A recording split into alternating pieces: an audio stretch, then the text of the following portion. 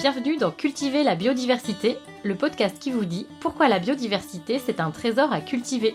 Je suis Estelle Serpollet. Je suis Emma Flippon. Nous sommes ingénieurs agronomes spécialistes de la biodiversité cultivée et passionnés par la sélection participative. Ici, on vous parle de graines, de celles et ceux qui les cultivent et les étudient, de semences paysannes mais pas que, d'autonomie des agriculteurs, de collectifs, parce que les semences sont à la base de notre alimentation. Bref, on vous donne des clés pour comprendre l'importance de la diversité génétique dans les systèmes agricoles et des outils pour agir.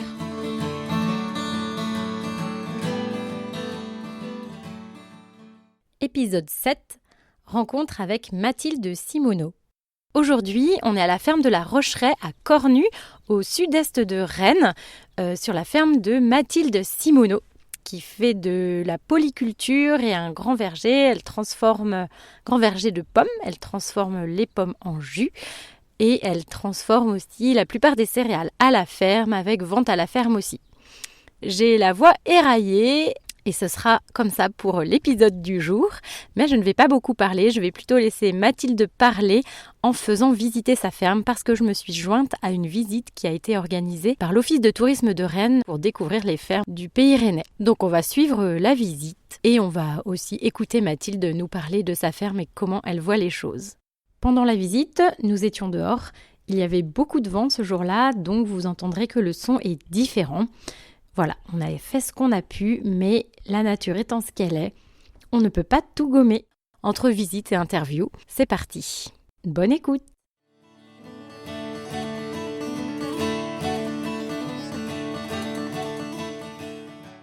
Moi, j'ai repris la ferme familiale il y a 7 ans. Mes parents, eux, s'étaient installés en 83. Ils avaient passé directement en bio et étaient passés sur un système de polyculture élevage. Sur 37 hectares déjà, la surface n'a pas évolué.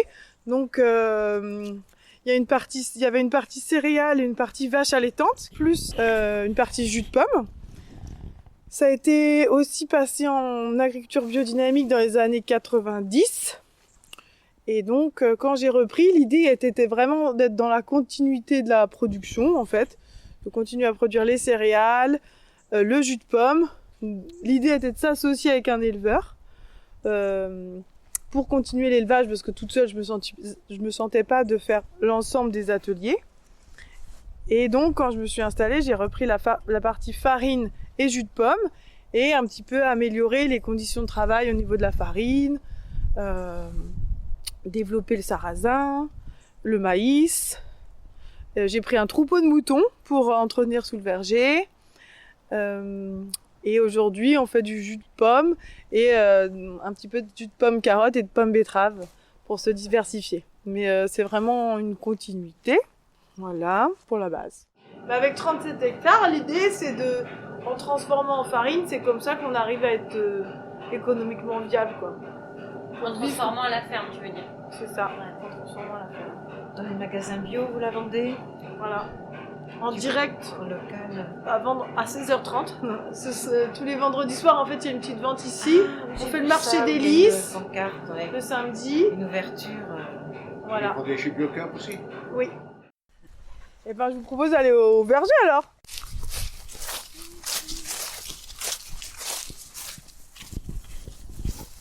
Aux tiges, en fait, c'est l'arbre, on va dire.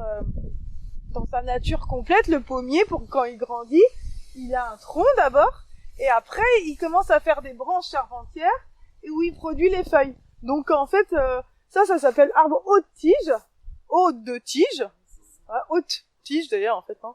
Et c'est assez extensif, vous voyez, on lui laisse sa place. Entre chaque arbre, il y a à peu près 10 mètres, et comme ça, il peut se déployer tout autour.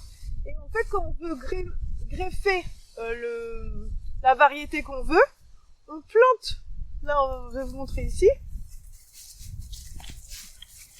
ce qu'on avait fait il y a 7 ans, on plante le porte-greffe, qui est un plan assez rustique d'une variété qu'on recherche qui ne traite pas trop de maladies. Ici on coupe la tête au printemps et on met un greffon. Donc un greffon c'est le matériel végétal qu'on va aller chercher, qu'on avait pris dans le verger ici. Donc on avait pris une belle pousse de l'année, avec des bourgeons. On l'avait conservé au froid. Et au printemps, février-mars, on coupe la tête et on met les greffons sur le franc. Et c'est là que ça pousse tranquillement. C'est lui qui va donner les fruits, alors que ton porte-greffe, c'est lui qui va donner la robustesse de ton arbre. C'est ça. Là, ce qu'on choisit, c'est la variété de pommes. Et ici, c'est le côté rustique. Ouais. Voilà. Et d'enracinement. Voilà. Et tu parlais tout à l'heure des bas de tige qui mettent en général 2 à 3 années avant de produire. Là, les hautes tiges, là, on a la 7e année. Ils commencent à produire, on va dire, 20 à 50 kilos par arbre. Donc c'est le tout début. Et ils vont vraiment augmenter de plus en plus. À 20 ans, ils vont commencer à donner peut-être 400 kilos par arbre. Et il y a le pic de production est à 50 ans. Puis après, ça décline doucement jusqu'à 100 ans. Donc là, dans le verger, on a un petit peu tous les âges. Donc là, il y a le verger traditionnel qui avait été planté par l'arrière-grand-père, du coup. Donc il y en a qui ont 90 ans, puis il y en a qui ont 60 ans, 40 ans, 15 ans, 12 ans, et donc ceux-là qui ont 7 ans. Et donc on est arrivé à 53 variétés différentes. Oh, c'est énorme pour un verger. C'est beaucoup, ouais. C'est un verger pas que conservatoire, parce que l'objectif c'est qu'on ait des pommes qui aient du goût et du jus. Mais l'objectif c'était d'avoir énormément de diversité aussi. Il y a des années il y en a qui donnent plus ou moins.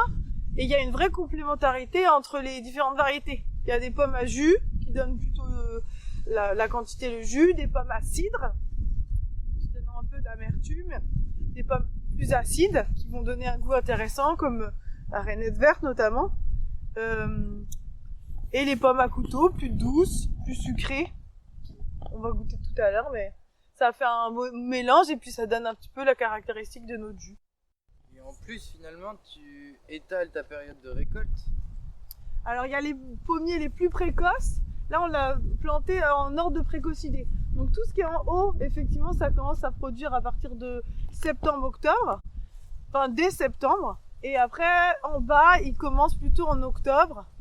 Donc, en fait, en début de saison, on a un jus où il y a les pommes les plus précoces dedans. En fin de saison, c'est les plus tardives. Et en milieu de saison, en ce moment, on a toutes les variétés. Différentes. Le goût change. Ouais, voilà. Donc là, lundi dernier, on est passé sous le verger là, et je dirais que on avait presque les 53 variétés qui étaient représentées là. Donc on a le jus au top. Le plus diversifié, quoi. Ouais, c'est ça. Avec de la petite taille, de la taille abricot à la taille ballon de handball, on va dire. Des fois, on a eu des beaux spécimens et elles sont super belles cette année. Donc c'était chouette. C'est du plaisir à ramasser. Le principe, c'est qu'elles tombent au fur et à mesure qu'elles sont mûres, comme ici. Et nous, on les ramasse le lundi à la main. On presse le mardi et on pasteurise le jeudi. Ah oui, et pendant la pleine saison, voilà, tout est passé en jus de pomme. Et les variétés de tes pommiers, elles viennent d'où? C'est des variétés qui sont créées il n'y a pas longtemps ou c'est quoi? Il y a une grande diversité. Originellement, c'est beaucoup des pommes locales, ici des variétés du coin. Du coup, il y a tout ce qui est carrel, bédange. Bédange, c'est la classique du cidre. Donc celle-là, elle a été implantée à l'époque pour faire tout le cidre. Carrel aussi, la douce moenne, pareil. Et après, il y en a des plus spécifiques, la chailleux, le gros bois, non, le gros bois moins. Les rainettes, c'était plutôt de la pomme à couteau. Donc, ils les implantaient pour faire le cidre et vendre les pommes à couteau. Et après, ça s'est diversifié. C'est des échanges aussi entre agriculteurs du coin, je pense, qui essayaient de diversifier leur verger avec des variétés goûteuses. C'était toujours un des critères dans les nouvelles variétés qui ont été mises par mon père dans les choix pour faire un jus assez équilibré. Voilà. Et t'as pas de golden? J'ai pas de golden. Non. Et on a en Bretagne, on a de la chance, on a encore plus de 300 variétés de pommes, je crois. Traditionnel, tu veux dire? Traditionnel, ce qui reste un beau patrimoine à préserver parce qu'il n'y a plus beaucoup de variétés de fruits ou de légumes qui ont autant de variétés qui se préservent naturellement et sans passer par les laboratoires, parce que c'est toujours ce qu'on dit, ça n'a pas été des variétés qui ont été élaborées spécifiquement en laboratoire, et c'est toujours le mot d'ordre un petit peu qu'on fait attention sur la ferme d'utiliser des variétés naturelles qui ont été multipliées par la main de l'homme au fur et à mesure du temps, quoi. On ne laisse pas faire la nature non plus, mais on prend en compte en fait tout le contexte environnemental pour faire continuer à évoluer les variétés, en fait. Parce que les nouvelles variétés de pommes comme ça qui sont faites pour le marché, elles sont super belles, mais en fait elles sont faites avec des critères de production qui nécessitent beaucoup de produits chimiques, ou des fois qui prennent pas en compte l'environnement. Par exemple la quantité d'eau, le type de sol.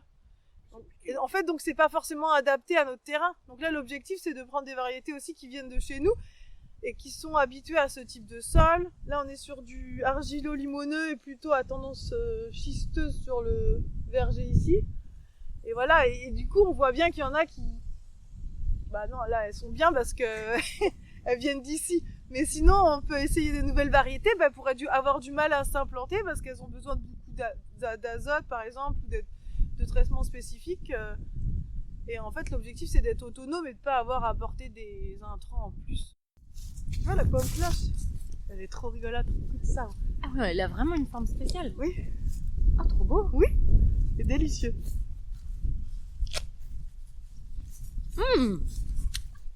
Un sacré goût, ouais. Super sucré. Cloche, ça a à voir avec la rainette clocharde ou Alors, rien à voir. bonne question. Je ne Cloche. sais pas. Ok. On va demander au mordu de la pomme Ah oui, le mordu de la s'il pomme. y a un lien dans les deux variétés, parce que la clocharde, elle n'a pas du tout cette forme. Là, on vient ouais. ça fait penser à la pomme poire aussi, qui a cette forme un petit peu. Ok, Mais celle-là, on a récupéré le nom de pomme cloche. ok.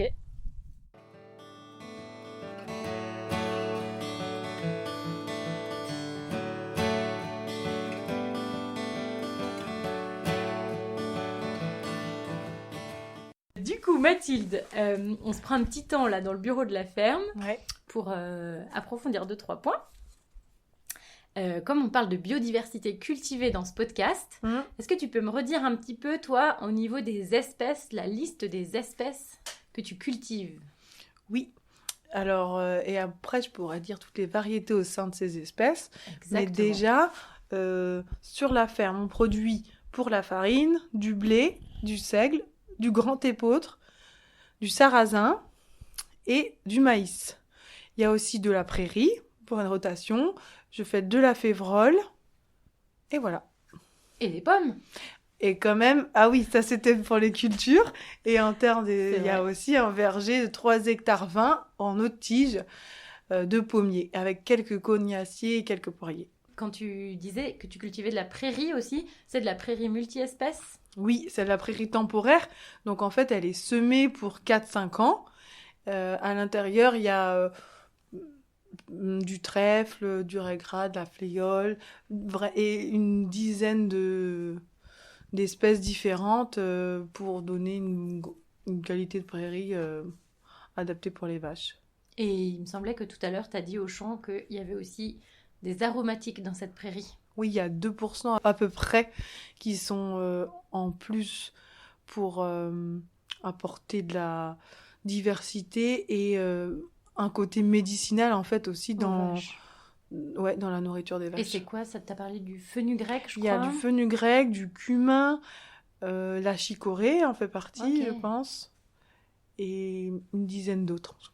Ouais, donc mine de rien, dans ta prairie, il y a presque autant d'espèces que tout ce qu'il y a sur la ferme à côté. Ouais. Mais ça chiffre quand même, ça fait quand même, je sais pas, une vingtaine d'espèces différentes qui sont présentes, Qui sont cultivées. qui sont cultivées sur Parce la ferme, qu'avec parce qu'avec tout ce qui les n'est pas espèces cultivé... sauvages, ça fait pas mal, voilà. Avec Ouais. les haies aussi, le jardin, si on accumule important. tout ça, là, ça commence à faire pas mal. Ouais. Ouais, et il y a une Parce que- grande complémentarité du coup entre la biodiversité que tu cultives et la biodiversité sauvage qui est dans tes haies justement et qui interagit beaucoup, soit au niveau des plantes, soit au niveau des animaux, des insectes. Ouais, c'est ça, ils ont avec, leur ton place complète. écosystème.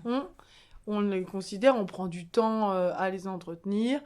On travaille ensemble en fait, parce qu'ils abritent tous les bons prédateurs pour les cultures qu'on fait à côté.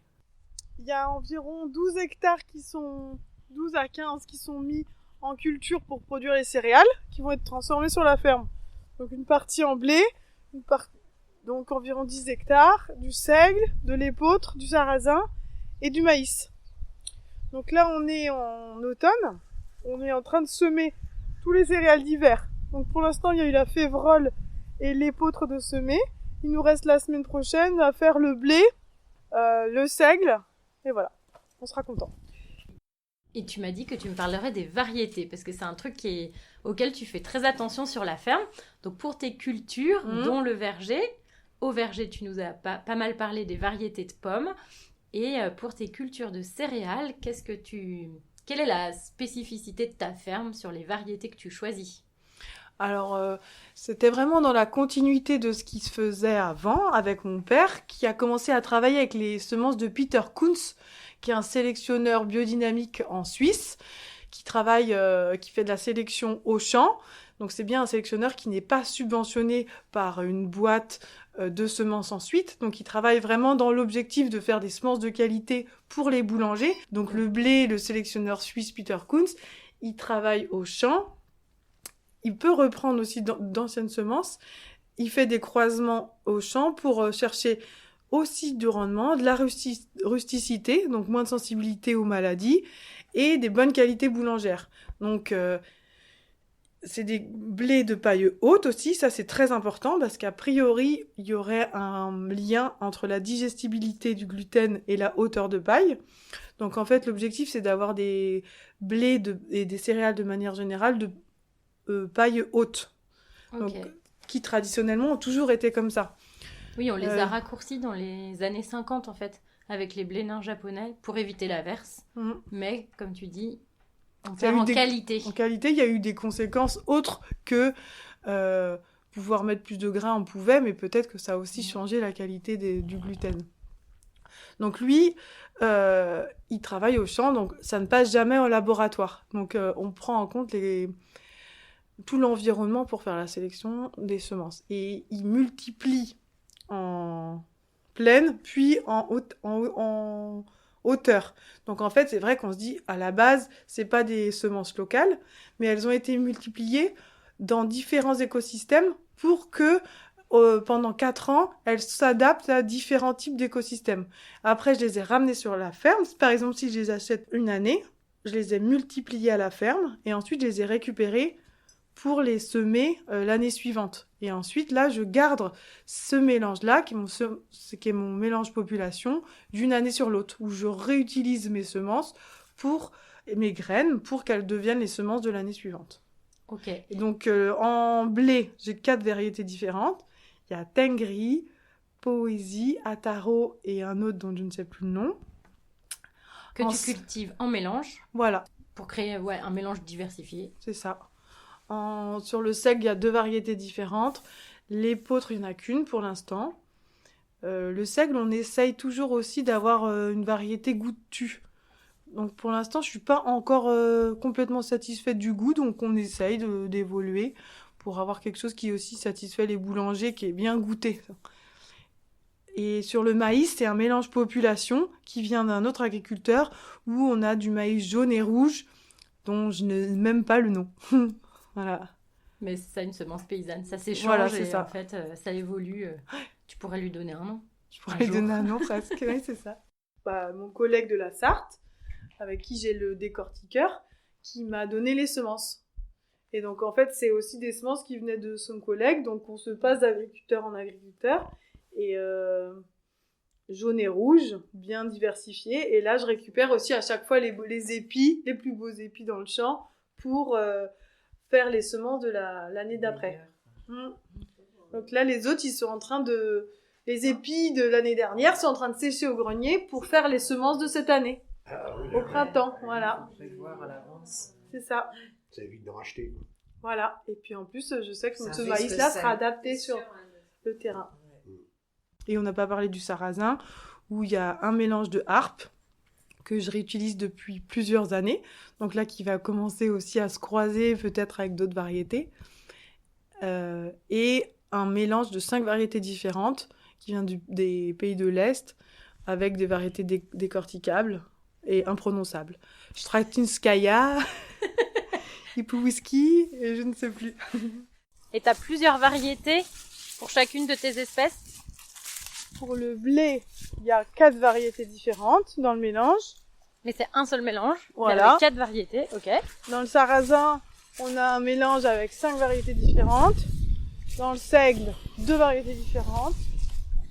Et l'épeautre, une. La Menorrotkorn. Ok. Je vais acheter par exemple les semences à un sélectionneur qui est en biodynamique et en Suisse, qui s'appelle Peter Kunz. Donc j'ai acheté 4 variétés différentes. Après, sur une petite surface, sur 1 hectare, je vais les produire, je vais les semer, et c'est ça qui va faire ma semence pour l'année d'après. Et l'année d'après, je regarde une parcelle où les semences sont belles. Là, je récupère spécialement pour faire les semences. Ou si tout est beau, comme c'est cette année, eh ben on va récupérer dans le gros silo et on va prendre ces semences-là, ces graines-là, pour en faire des semences pour l'année suivante. Et donc ça peut durer des années en fait, d'avoir les propres semences de ferme. Ce qui nous permet d'être autonomes, de pas avoir à payer chaque année, et aussi d'avoir des graines. Du coup, c'est des variétés différentes. Donc on part sur 4 variétés, je mets 25% de chaque, disons, la première année. Et ben en fait, l'avantage, c'est qu'il y en a une qui va être plus résistante à la sécheresse, l'autre plus résistante à la pluie, l'autre ça va être plus résistante aux pucerons. Et en fait, selon les années, avec les temps qu'il y a et la différence, et ben il y en a toujours une qui s'en sort. Donc en fait, ça s'équilibre, il y a l'avantage. Et tu les sèmes toutes sur le même parcelle mélangée? Oui, voilà. Ok. Oui. Et du coup, au bout de plusieurs années, le mélange des un quart, il s'est confondu. On sait plus les proportions de chacune, mais c'est adapté au terrain dans le temps. Pour le sarrasin, en fait, on a fait un essai au départ avec la FNAB pour faire du sarrasin décortiqué. Donc des grosses graines. Il faut savoir que du coup, le sarrasin, 95% du sarrasin en France, c'est de la harpe. Il y a une variété. Donc en fait, c'est très dommage. Il arrive un problème sur la harpe, on n'a plus de variété. Et en plus, il nous manque toute cette diversité qui peut être intéressante. Du coup, là, ils ont fait venir des semences qui étaient cultivées par des motivés dans le Grand Ouest. Et on a réuni les semences qui sont originaires d'Europe de l'Est. Et là, ça fait 4 ans que le mélange se multiplie au fur et à mesure sur une vingtaine de fermes différentes, dans l'idée d'avoir un mélange population où on aura des variétés pour du sarrasin décortiqué et pour de la farine. Je vais vous le montrer là. Elles sont belles.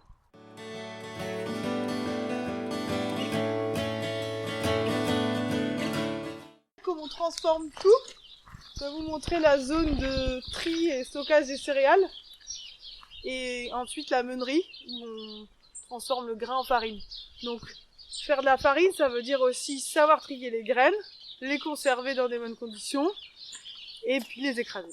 Du coup, à la récolte, une fois le grain récolté, la dernière récolte, c'était le sarrasin qu'on a fait vers le 20 octobre, là.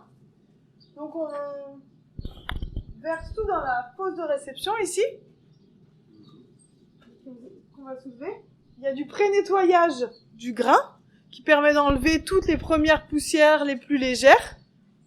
Ensuite, ça va passer par l'élévateur à godet, et ça va être stocké dans les boisseaux ou les gros silos.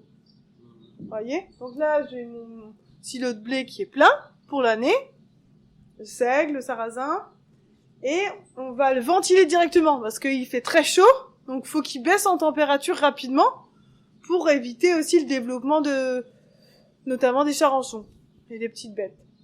Après, au cours de l'année, on va reventiler en automne et au printemps pour toujours éviter que ça remonte en température, que ça se stabilise bien. Après, au fur et à mesure, pour avoir un grain sain et pour aller le moudre, on va le passer au trieur séparateur et éventuellement au trieur alvéolaire, qu'on appelle maraud ici. Donc le principe du trieur séparateur, comme vous dites le cribleur, c'est 2 systèmes de grilles. Et là, il y a plein d'autres grilles différentes. Donc il y en a un en haut qui va séparer toutes les grosses graines qui vont tomber ici. Une grille en bas qui va enlever les graines qui sont plus petites que le blé. Et donc il y a le blé qui reste au milieu, qui est bon. Il y a 2 aspirations en plus qui va aspirer toutes les plumes des blés et les petites graines et tout ce qui n'est pas du bon blé. Ah oui, Donc là, on est sur les déchets. Le petit grain aussi va tomber à l'extérieur dans le big bag. Le bon blé, il arrive au milieu et il tombe dans la trémie. Si besoin, s'il y a de la veste par exemple qui fait la même taille que le blé, on le passe à l'alvéolaire. Donc dans ces cas-là, le grain il vient ici, tac, tac, tac, et regardez à l'intérieur du cylindre là, il y a des petites alvéoles, il y a des petits trous. Comme une machine à laver. Un petit peu, ouais. Et du coup, les graines rondes, donc le premier c'est plutôt par la forme plus ou moins allongée, et là c'est rond. Non. Taille du rond. C'est taille du rond, ouais, c'est ça. Là, c'est la taille globale, et là, c'est sur le fait que ce soit rond Ou allongé. ou allongé. Donc là, tout ce qui est rond va se mettre dans les alvéoles. En tournant, hop, est évacué d'un côté, et le grain, il tombe au fond. Donc c'est comme ça qu'on sépare. Et du coup, comme tu peux bien trier le grain pour qu'il soit beau pour faire de la farine, ça veut dire que tu peux faire facilement ta semence. Voilà. C'est avec ces 2 matériels, ces 2 trieurs, qu'on prépare les semences. Donc la semaine dernière, on a fait l'épeautre et le seigle avec.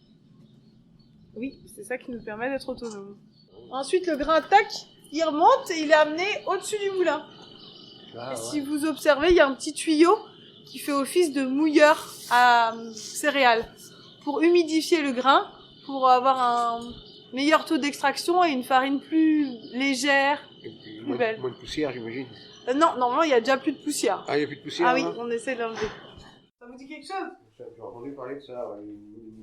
Meule de pierre. Alors le principe, c'est qu'il y a une meule dormante ici. La meule au-dessus, elle bouge. Et donc on va serrer juste pour écraser la graine tout doucement. En fait, que l'enveloppe du grain s'enlève petit à petit. Et une fois que le grain est écrasé, il arrive dans le tamis. Donc là, on a un tamis pour faire de la farine semi-complète à peu près. Donc c'est les tailles de la maille du tamis qui déterminent si c'est plus ou moins complet. Donc plus les trous sont grands, plus ça laisse passer de la fibre. Du coup, plus la farine sera complète. Donc plus c'est fin, plus on en enlèvera, plus le son sera important, et du coup plus la farine sera fine et blanche. Donc là on est sur la T80, j'ai un autre tamis qui est plus large, avec des mailles plus grandes, du coup ça fait de la farine T110 à peu près. C'est comme ça, donc il y a différentes combinaisons pour faire les différentes farines. Et en fonction de la céréale, ça prend un peu de temps. Ouais. T'es indépendante aussi au niveau des semences. En tout cas, t'en fais une grosse partie. Oui, voilà. Pour tout ce qui est céréales et sarrasin, puisque c'est pas une céréale, on peut faire le tri des céréales et des graines pour que ça devienne semence. Donc on arrive à avoir une qualité à 100%, d'avoir des graines propres. De toute façon, il nous faut ça pour la farine. C'est donc on était équipé aussi pour faire les semences et les réutiliser d'une année sur l'autre. Donc ça implique d'avoir une bonne conservation du grain et des machines adaptées pour faire le triage.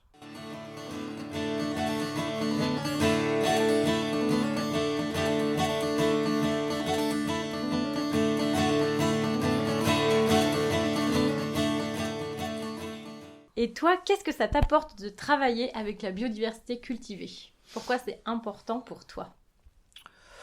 Je dirais premièrement de la motivation au travail, parce que ça me nourrit en fait d'avoir une diversité de formes, d'odeurs, de goûts, d'auteurs, de couleurs. C'est vraiment un quotidien en fait nourrissant. Et je sais que il y a aussi tout l'aspect durable, en fait, qui est important. Je pense qu'on a plus de résilience avec, en faisant de la diversité, puisque du coup, avec le temps, il y a une adaptation au terrain et il y a aussi des variétés ou des espèces qui vont s'en sortir mieux une année, moins bien une autre. Donc en fait, c'est aussi une répartition des risques. C'est aussi une complémentarité, c'est favoriser les symbioses, les interactions entre les différentes espèces. Favoriser en fait le travail de la nature en fait.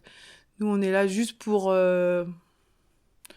lui donner la main, la favoriser et normalement il y a quand même quelque chose, les choses sont bien faites et plus on met de diversité, plus l'équilibre se recrée pour essayer de se réguler soi-même et donc ça nous évite d'intervenir avec trop de produits chimiques ou externes avec des ressources qu'on serait obligé d'aller chercher à l'extérieur. Et dont on risque de manquer bientôt d'ailleurs. En plus.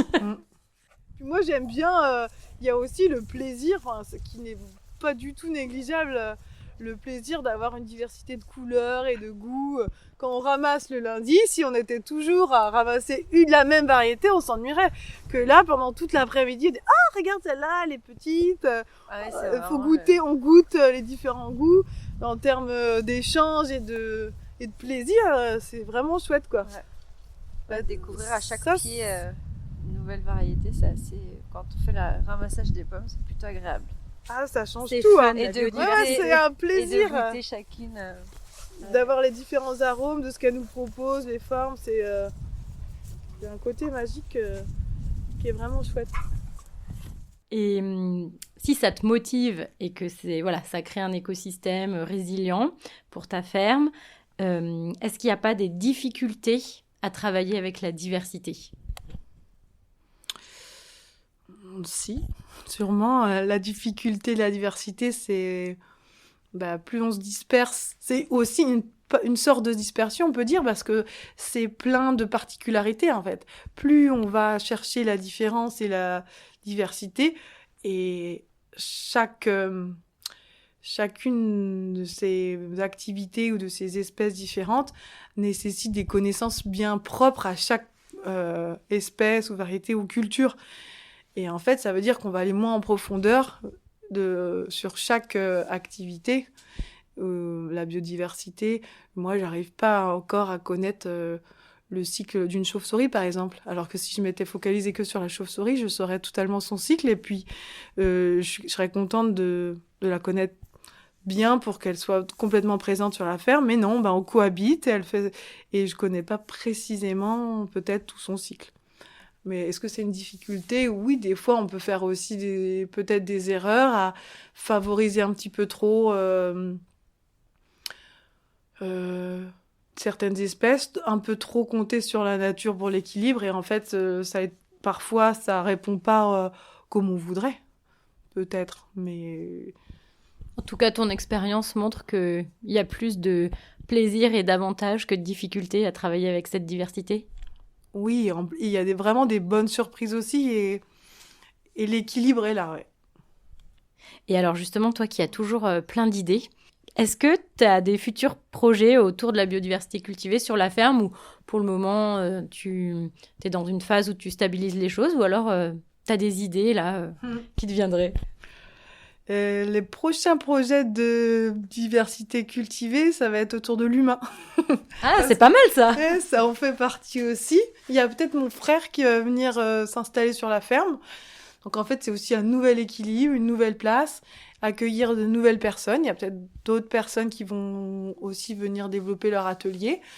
Donc en fait, c'est dans cet équilibre-là, c'est tout le système aussi est remodifié. Donc chacun comment il reprend sa place. Donc ça c'est le principal projet pour les temps à venir pour l'instant. Après il y a toujours des idées aussi de transformation et on est autour de l'accueil social, donc encore sur l'humain. Okay. Il y a des projets d'accueil social parce que donc il y a 2 personnes éducateurs spécialisés qui sont avec qui on est intéressé de développer de l'accueil social sur la ferme, d'accueillir des jeunes notamment pour mieux faire connaître tous les bénéfices de la nature, on va dire. Et en fait, ça redonne foi de voir que une plante meurt et renaît toujours. Il y a plein de leçons à apprendre de la nature et peut-être on va développer cet aspect-là. Ok, et ben c'est super parce que d'une graine aux autres, ce qu'on dit à travers notre nom, c'est que justement les semences, ça relie les gens. Ah oui. Et les semences et puis globalement l'agriculture, surtout l'agriculture, l'agroécologie. Et ce que tu expliques là, c'est une belle illustration.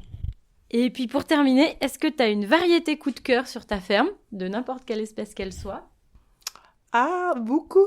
Il y a la douce Moëne que j'aime beaucoup dans les pommes, par sa couleur et son odeur et son petit goût. Et c'est une toute petite pomme d'un pommier à cidre. Et quand on est au ramassage, en fait, tous les récolteurs sont tous dessous. Ça fait un peu arbre à palabre parce que tellement il y en a et que c'est long, on est tous réunis dessous. Donc ça nous réunit aussi et c'est trop chouette. Et l'autre espèce que j'aime bien, c'est le petit épeautre, mais malheureusement, ça fait 2 fois que j'en fais.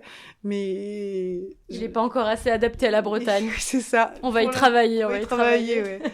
Et est-ce que tu aurais une recette à nous partager d'une variété ou de quelque chose de ta ferme? Une recette, la galette. Faites vos galettes. Avec quelle variété? Ah. Est-ce que tu fais la galette avec la harpe? Je fais la galette avec toutes mes farines, donc... Donc oui, je fais avec la harpe aussi, avec les 5 variétés. Après, j'ai des super retours parce qu'elle est bien goûtée.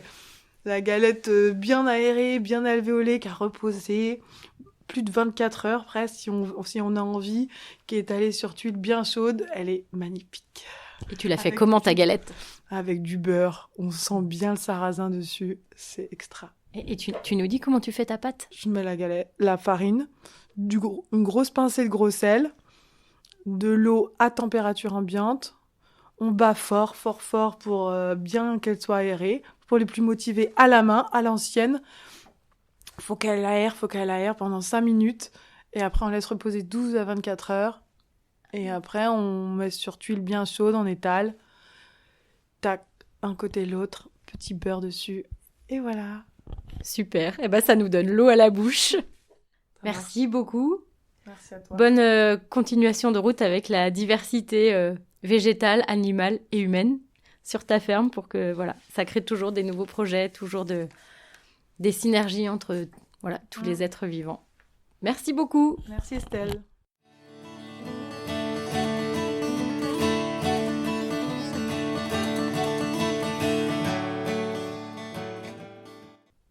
Et voilà, vous avez découvert la ferme et les activités de Mathilde et des exemples concrets de l'intérêt de la biodiversité cultivée dans une activité économique et humaine. Merci d'avoir écouté cet épisode. On se retrouve le mois prochain pour parler levain avec Lauriane.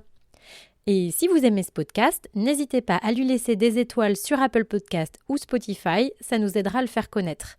Vous pouvez évidemment en parler à vos proches parce que le bouche à oreille, ça marche aussi beaucoup. Et vous pouvez aussi nous envoyer vos remarques, questions ou propositions par mail. L'adresse est dans la description. Ça nous fait toujours plaisir et ça nous donne envie de continuer. À bientôt! Et n'oubliez pas, pour sauver la biodiversité, mangez-la!